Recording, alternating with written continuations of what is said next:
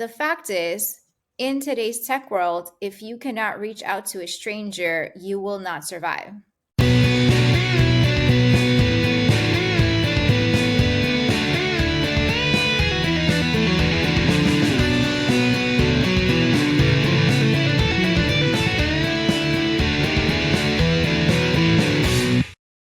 I wanted to ask you about job hunting then, and how people should go about finding jobs. You've been sharing a lot of great advice on LinkedIn. What are the maybe two or three biggest mistakes that you see people making, Anna? Cool. Yeah. So job searching is such a huge endeavor, and a lot of people start it with cold applications. So the biggest mistake is when you kind of rush to apply without really understanding what you're going to apply for. And why this is a mistake is because when you're doing cold applications, the only reason they work is if your application is a match. And right now, a lot of people aren't taking the time to review the job descriptions and then have their resume aligned with that. And what that means is really highly focused on like one or two roles, not a ton of roles. And also, it does not mean customize your resume for every role. It just means having a very good pattern recognition of that one or two jobs that you want and creating that one or two resumes that will match it and then sending it out. So, the first step is really understanding the job requirements on the postings, not sending out your resume. That's the second step.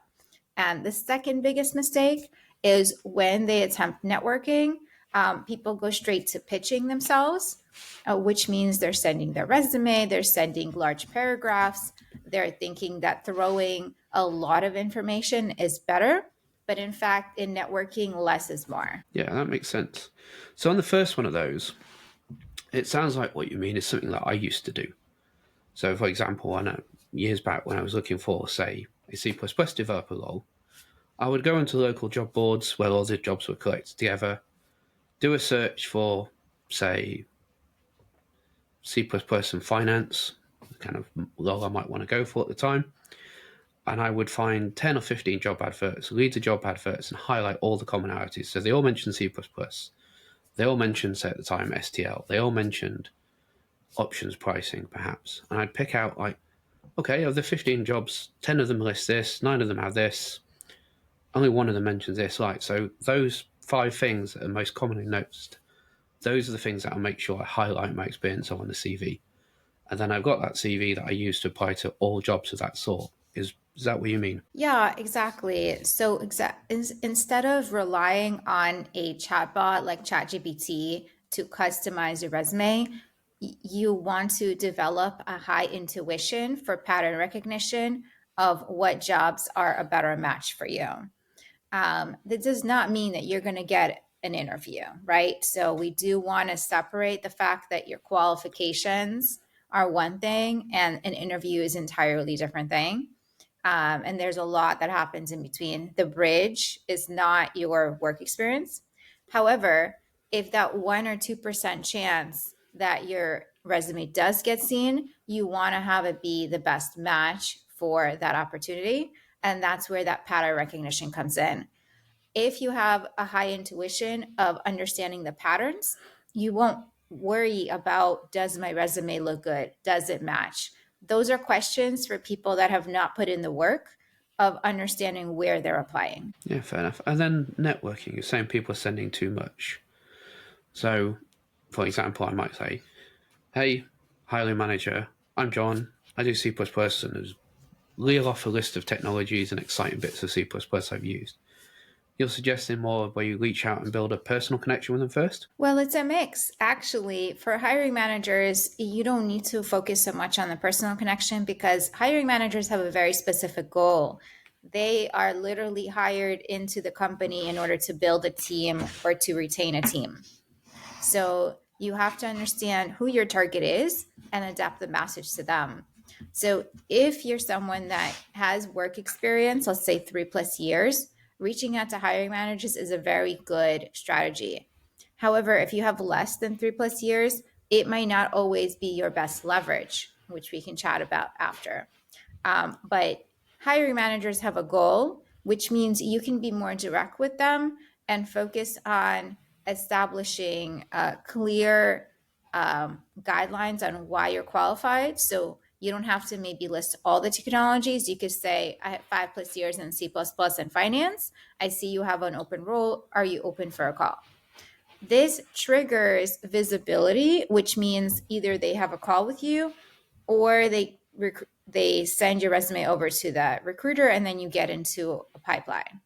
So this is one way out of many. If you're messaging other people that are not hiring managers or recruiters, that is where one, you have higher volume, so you have more chances for conversations. And two, these are people that are not in a role to get you hired, and their job does not depend on you getting hired. So that is where relationships really matter. And you really want to understand what matters to them, what they care about. So that's where the conversation comes in. Cool. So you've posted a few things on LinkedIn recently, some great advice about how to find hiring managers by going through the feed and using the search. What about after so you've seen a job, let's say on company Y's website, you've got your CV that's suitable for it, you've applied. Do you then suggest that people go and find the hiring manager, and what's the best way that you've seen for them to go and identify who that hiring manager is? Yeah, so your job is to contact as many people as relevant for your goals. So I compare this to being a business owner. If your goals is to get 2 clients this week, how many people do you need to reach out to in order to close those clients? So you start thinking in terms of percentages, conversion rates. So, same thing. In a job search, your job is to close maybe 1 to 2 interviews a week at a minimum. So let's work backwards. What is the percentage or conversion rate that you can do that? And what numbers do you need to be at to close those 1 or 2? So if you're just getting started, maybe you don't know your conversion rates, right? But on average, if you contact maybe 10 hiring managers and you're qualified, you will maybe get 20% conversion rate, right? So that's really good. So you want to basically track your numbers in order to understand how many people does it take to get you to those interviews. It's not about the one person. One thing that is a misconception and a big myth is that it's not good to message more than one person or 2 people. And that makes sense in real life. Like if we were in a networking event, I'm not going to go to every single person from one company, probably, right?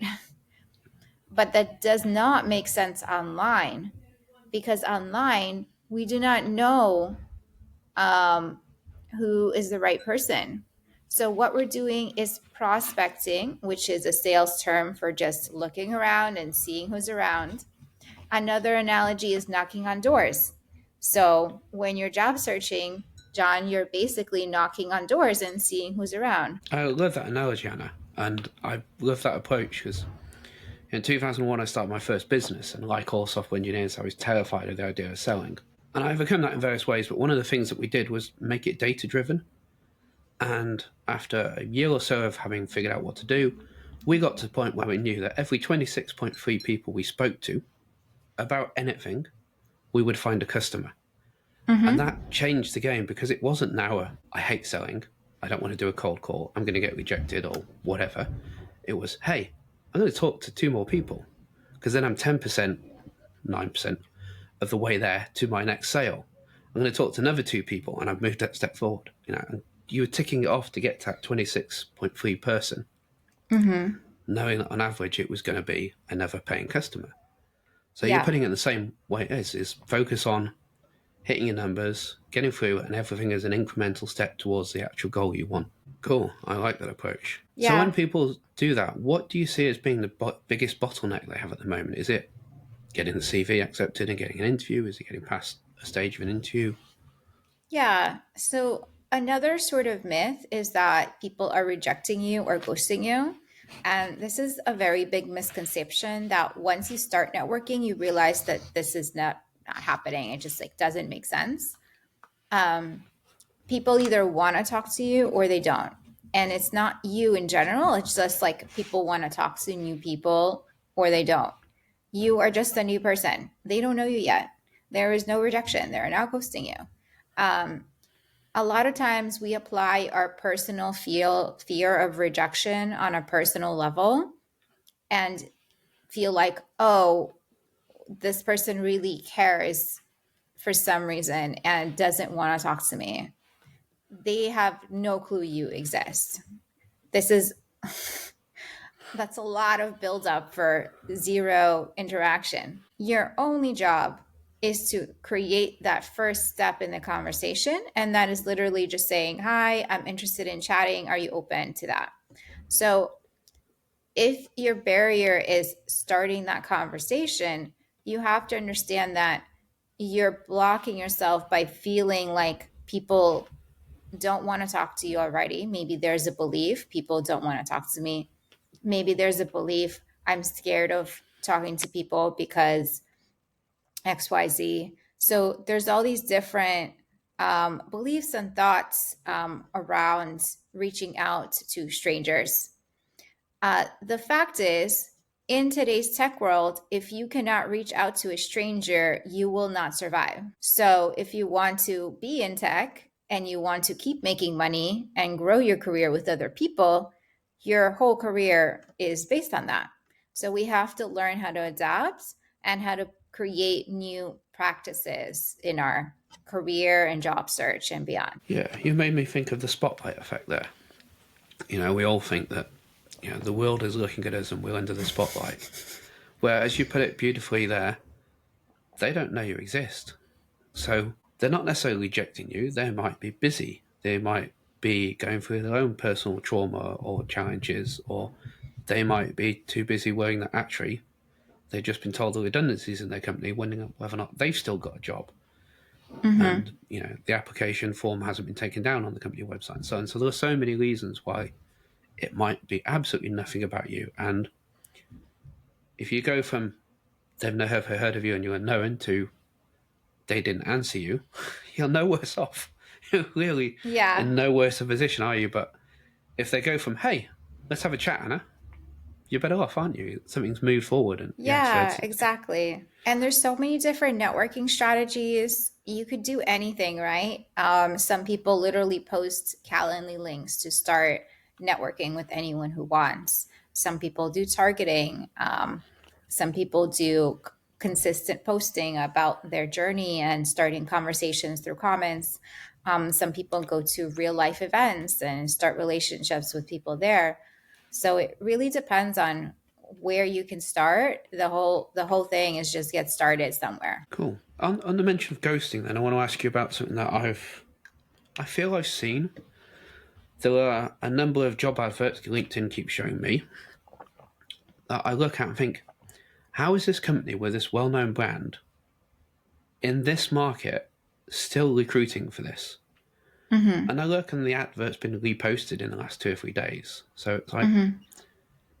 it, it's not that it's a 5 month old advert. It's they've just reposted this advert deliberately. Yeah. How are they not filling it in 5 months? So I do Mm-hmm. wonder if there is a number of false jobs or made up jobs or companies just Mm-hmm. harvesting CVs at the moment and perhaps then ghosting candidates. What's your Yeah. thoughts on that? So the first thing is that there are features that are creating false patterns, and these features are detrimental to the way that job seekers experience their job search. And LinkedIn doesn't really care because they're not making money on job seekers. So if you see reposting of things, um, if you see old adverts, if you see numbers of people applied, I would highly, highly recommend to completely ignore all of that because there's no action you can take on that. In fact, wondering about why something was reposted is very natural. We all do it, but I would completely take that out of your whole job search process and only focus on companies that are quicker to reply and on people that are quicker to reply. It's about changing, in this case, the spotlight from you and your thoughts to where can I get results from people? Yeah, I like that way of looking at it. So, focusing on companies and people that are quicker to reply, do you mean there you send your application and then you keep going with the ones that follow up, or do you have a way of identifying which ones are being more on the ball before you've even applied? Yeah, so it's very well known that smaller startups that have like less than 5 people are quicker to reply if you're qualified. Um, it's also well known that if you message more people, like if it's 1,000 person company and they have 100 engineers, you can reach out to 20 engineers, not pitch yourself, do not send your resume. These are not hiring managers. Just reach out to start a conversation. And if two of them are around and available, they will potentially respond and maybe be open to having conversation. So you want to focus on actions that create results, meaning the outcomes that you want. So an action would be reaching out to 10 engineers with a one line, intro note saying, hey, look forward to connect. And the result could be 2 people responding. And then the outcome is one connection call. So when you don't have that higher level strategy in mind, you're going to be kind of grasping in the dark at what matters. And that is often when people start to question themselves, start to think about things that they have no control over. So to loop that around, you really, really must focus on those things that you have control around, or you're never going to get to your outcome. Yeah, absolutely. So let's say you've got those two engineers that respond and you jump on a call with them. What do you advise candidates to make the focus of that call? What's the outcome that they're looking for from that call? Yeah, so the outcome is to build a first step towards a professional relationship. And what's interesting is this relationship could last like a week, could last months, it could last years. It doesn't matter. As long as you have that conversation, you can continue that relationship over time. The outcome is for this person to feel like they know you a little bit and you know them. So, in fact, what's recommended is to come prepared with 2 or 3 questions based on their profile and any posts they have or other websites or anything that they have out there in order to show interest that you actually want to learn from them. So, your goal in the call itself is to learn something about this person. Um, and your secondary goal is to share just enough about yourself so that you're no longer a stranger to them. So essentially, it's exactly like a meetup conversation that would happen in a real life meetup, but the source of the conversation is not like a group meeting. The source is you reaching out online. And what's interesting is you can start to measure what sources create conversations for you. Is it going to live meetups? Is it outreach on LinkedIn? Is it sending emails? Is it creating posts? So when you do that, you can actually understand what's happening versus just hoping for the best. So that all sounds good, but I can still imagine a few engineers going, well, I don't want to talk to lots of people. What am I going to get out of that? That's going to be a whole bunch of half-hour conversations where I Yeah, meet people, I get to know something about them, but how does that help me get a job? yeah, absolutely. So I would ask them, how are you going to do your job when you get hired? As an engineer, what is the first things you have to do in the first 2 weeks? That's a good question. And a lot of people are going to miss that they have to build those relationships. How are you going to work as an engineer on a team of, let's say, 5 other engineers in the first 2 weeks? Are you going to spend 100% of your time just looking at code and taking one Jira ticket? Would that be an effective use of your time? No, absolutely not. It can't be the only thing because your job is not to be a bot. If they wanted someone to look at a code base, there's AI for that. It's not that great right now, but it exists. Companies hire engineers because they have problems to solve and they need more people to work on those problems. And these problems are not specifically code related, they're business problems. They just happen to translate into features or products or experiences. And using code to address those challenges is one tool, right? So If an engineer feels like they don't want to build relationships and that the conversation is pointless for them, I would have them question why they want to be an engineer and what their perception of learning is, because the only way that people learn is by practicing what they see other people do, either through video or in person or by reading something other people wrote. We learn from literally each other and then by practicing that on our own. But we're not going to learn by creating a vacuum, right? Yeah, absolutely. Cool. So moving on a little bit, let's talk a little bit about LinkedIn. What are the kind of top 2 or 3 things that you think people should do to leverage LinkedIn to find the next goal? Absolutely. When they're on LinkedIn, they have to understand that LinkedIn is a learning platform, which we just chatted about. It's also a platform for hiring. So recruiters are there and hiring managers looking for talent, looking for people, engineers. Um, and other people are there, other engineers, designers, product managers. They have their own, people they follow. They're there to learn and find others that they can learn from. So the first thing you want to do is make sure your profile is actually set up in the best way possible and looks friendly and up to date. And a lot of people might think, oh, like I'm not posting what who cares about my profile? I have this resume I'm so proud of. That's great. And I would ask them, are you interviewing?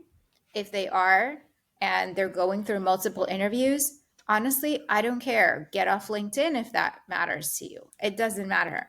But if you're in that group that is not getting the numbers of interviews every week, which is basically if you're stuck at 1 or 2 interviews a month, that may be detrimental to you landing a role. Listen, it's not 100%. I've seen it happen, but more often than not, it will extend the time versus improve the time. Um, so if your numbers are not where you want them to be and you're not getting the offers in 3 to 4 months, it's really a big signal to get on LinkedIn, improve your profile, and start interacting with other engineers through comments or posts. So that's the first step, essentially. Okay. What about the open to work banner? There's a lot of debate about that. Some people say don't put it on and it makes you look desperate. I lean towards put it Yeah, on. Tell the world you're looking. What are your thoughts? 100%. If someone is thinking about feeling desperate, that is something they should address with their therapist, friends, family, themselves. This is not the time to vent on LinkedIn. If someone wants to interview you, so if you are in the shoes of a recruiter, so John, imagine you're a recruiter. I just applied, I sent an application this morning, and you go look on my LinkedIn profile because you want to verify that I'm a real human being, that I'm not fake, because that happens a lot right now. And you spend 1 second looking at my profile, and the only post I have is how frustrated and sad I feel. How likely are you to want to set up a recruiter screen with me? It depends. But it doesn't encourage you, is what I'm saying. So you don't want to use LinkedIn as a venting mechanism. And the banner has nothing to do with being desperate. That is a marketing trend. It is not a real thing. Yeah, absolutely. So you've been posting as well recently about following and engaging with recruiters. What are the kind of top 2 tips you have for people about how to approach that and what to do? Yeah, so it actually really depends on the level of experience you have. Um, So, someone with quite a few years will have much more success because most recruiters are engaged by the company to recruit for higher level experience because these are higher value positions. It's expensive to have a recruiter. If you're a company that has a recruiter, you're making like millions of dollars, or you're hiring someone just for that position or something. Um, we forget that recruiters are very pricey and like require a lot of commitment from the company. So if you have a good amount of experience, you can target reaching out to them. But you know what will happen? If you only reach out to recruiters, then you're limiting your Yeah. options. You're missing out a chance to get straight in with the people that matter and build those Yeah. relationships.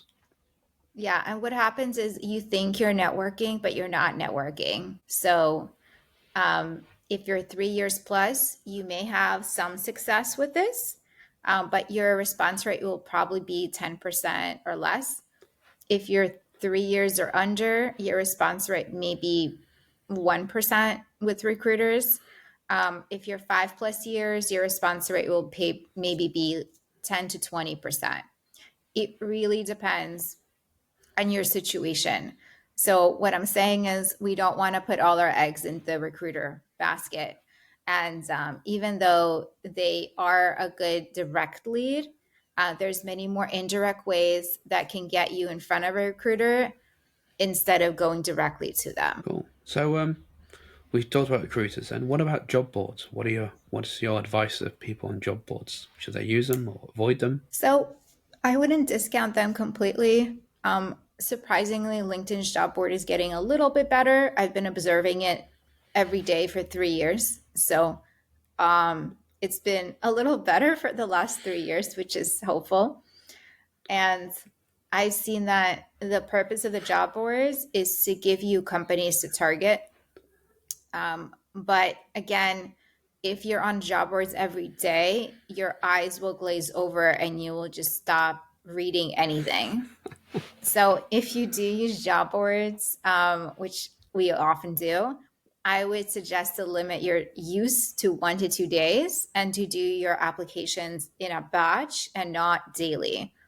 As for some reason, it's been a popular trend to do applications daily, but it basically creates a distraction from what actually works. Um, so I would say job boards can be useful, but what interestingly enough, if you track where you get your interviews from and you record where you saw the job, maybe then you can determine yourself if it's useful for you, because it actually varies for each person. I used to use job boards going back 10 or 15 years at least, when I was contracting quite a lot in the UK. It used to be very easy with a strong CV and a good set of skills. You'd upload your CV to the job board, go make a cup of coffee. By the time I got back to my desk, the phone would be ringing off the hook because people were, desperate for particular skills, and it was just a great way of being Yeah. found and being on a database. Times have changed a Yeah. bit though. Yeah, a lot of people are applying that are not qualified. There's been multiple posts of fake profiles, a lot of like auto generated resumes from who knows where. It's really, really hard to filter because it's not the words that create an issue. It's like you don't even know who this is. So, in today's world, your LinkedIn profile is actually your most valuable asset. And posting on it is the only way recruiters will know if you're like a human being or some like bot. So, definitely do that. Cool. So we touched a little bit about resumes. What about covering letters? Do you advise people to do covering letters? Do you do cover letters? I have never done them. Then why are we talking about them? It's a debate that keeps coming up every so often. Yes, it's a debate because people are stuck in the mindset of I will follow every single thing that is on the application without questioning, and I will take things literally. And this mindset creates a lot of issues. Um, in tech, why would you need two pieces of paper? And who's going to read this extra piece of paper? So I would say stop looking at things and thinking that it's the only solution. And if there's a debate about something, the fact that there's a debate means it's a marketing trend, not a real thing. I have to follow that up then and ask about GitHub profiles. They're always the same thing that goes around on LinkedIn. Don't apply if your GitHub profile looks like this, and we get a blank one. And then everyone else reminding people, Engineers that are interviewing, they're not posting. They are not thinking about their GitHub profile, CV, resume. They are interviewing. So people forget this. and they get sucked into this black hole. So, like, if you follow the news, you get a lot of, these big headlines about these big events. Same thing that's happening on LinkedIn. What I advise everyone, especially my clients, is that you unfollow anything that's not actionable. And you know what's not actionable? Most posts on LinkedIn. When you get a job and want to use LinkedIn, like for fun, yeah, follow whoever. But there are all these different ways to use LinkedIn, and there's no one like best route. What I can say though is if you're a job seeker and you want to get a job in 6 weeks to 8 weeks, the only way to use LinkedIn is to be very, very clear about why you're following people and what you're commenting on. Because if you're not targeted, you're extending your time to offer. So, in the case that you're a job seeker, that is a time to really limit and examine what are you doing? Who are you engaging with? Yeah, you're very focused in that approach. So, as I mentioned before, then you've posted recently about who to follow and how to find people. Do you want to share a quick couple of those tips about how to find the right people to follow on LinkedIn? Yeah, so you mentioned a couple of them already. So, hiring managers, engineers, recruiters, those are all great people. And I'm never saying that, like, don't follow interesting people. If you want to engage in any debates, go for it. Like, it's 100% up to you. Um, the difference between following people that are not like more targeted versus following more people at companies you want to work at is when you're less targeted, you're more focused on discovery versus interview generation. So if you understand what outcomes you want, you could basically create a feed that's going to take you to those outcomes. Um, and it's a little hard to understand that at first because it may be interesting to engage with people and feel like you're taking action, but how many people engaging on those debates about GitHub CV banners are interviewing well and close to offer? I don't know. I wouldn't be spending my time there, is what I'm saying, if I was Yeah. already interviewing. So it's probably not hiring managers that are engaging in the debate either. So not your target Yeah, because audience. you think they have time to engage in that. Why would you imagine you're a hiring manager and let's imagine the scenario you need 5 engineers in 3 months, highly qualified, specialized in something that's not very broad. How are you going to get them hired? Yeah, You're going absolutely. to be very focused, right? You're probably not going to engage in like these marketing trends, and you're probably going to work very closely with the recruiter. I mean, that is what most people do if they have this big challenge. So, the targeting is the first step for anyone that wants to actually get more interviews faster. Cool. So we talked a lot about how to get to interview. In your coaching, do you help people with actually working through the interview stages as well? And do you have any key advice for Yeah, how to prepare yeah. for interviews? Yeah, we have a whole workbook. We have one on one calls. We have every single thing that you could think of is in our coaching program.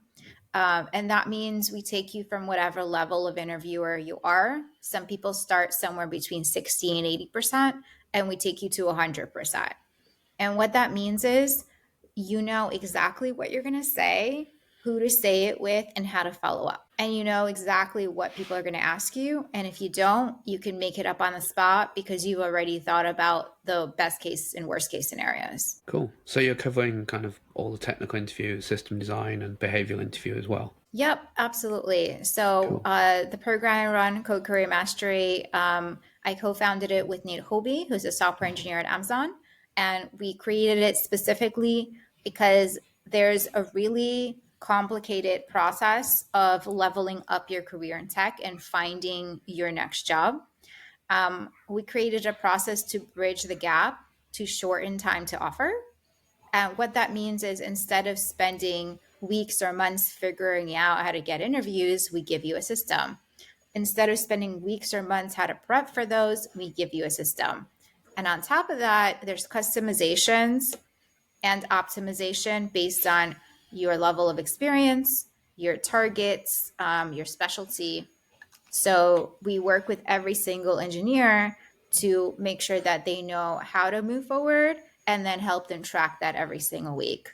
So it basically covers the whole breadth of the process. That's awesome. So, other people you see, which is the bit that you think most people need to focus on more? Where's the bottleneck for most people? Is it getting those Mm-hmm. applications? Is it the technical interview, the system design, or the behavioral interview, or systemizing it all? Yeah, it breaks down by level of experience. So if you're 5 years or less, your bottleneck will be getting more interviews. If you're 5 years or over, your bottleneck will be prioritizing and managing interview prep, because we've have engineers with whatever 6 7 years of experience. They're going through maybe 3 4 interviews at once and a new one pops up. Okay, how are you going to prepare for all of them so you perform your best? Well, there could be study plans that you could do beforehand.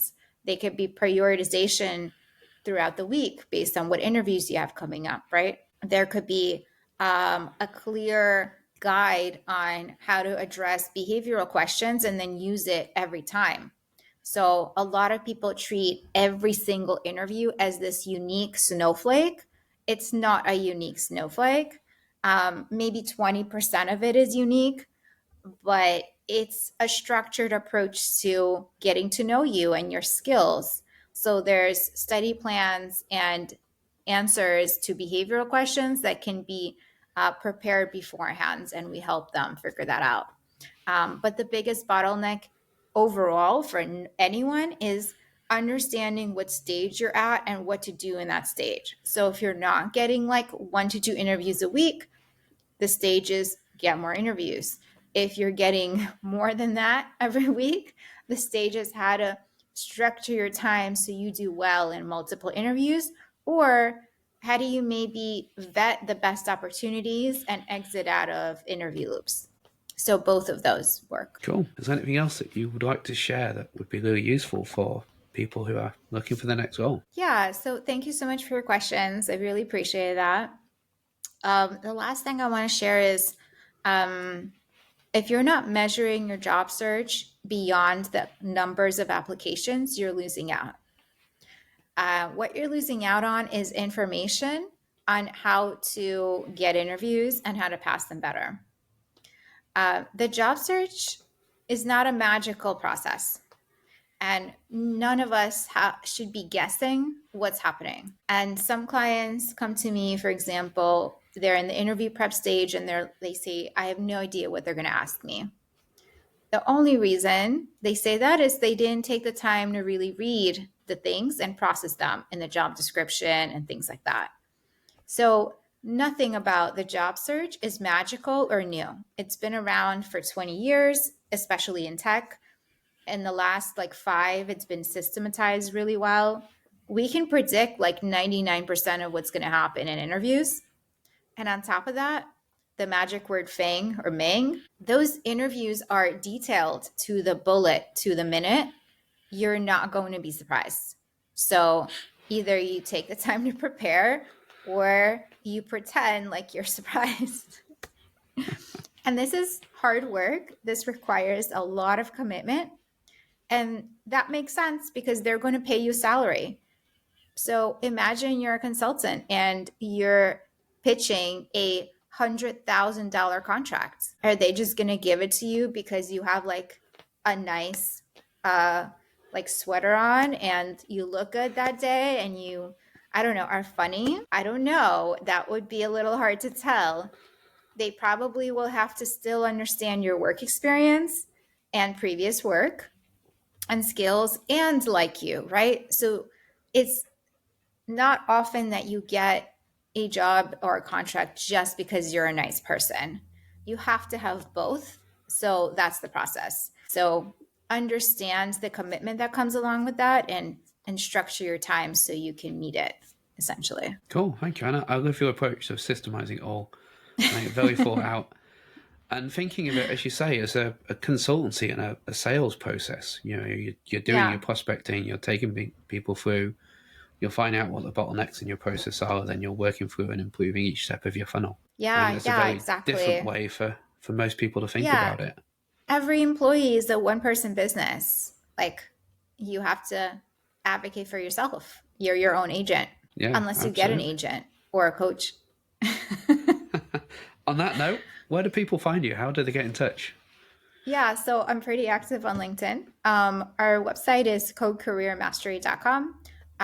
We have a couple of spots left. We enroll a couple of mentees every month. So the best way to get more information is to go to the website, codecareermastery.com. And there's a link in my headline in my profile that you could book a call. It's a 15-minute intro call just to understand where you're at and if this could be a fit. Um, and basically, any engineers that are really tired of just not getting the results in their job search and want a job fast and want to level up their career in general, this could be a good fit for you. Awesome. We'll put all those links in the show notes. All right. Thank you very much, Hannah. It's been a pleasure. Absolutely. Thank you as well.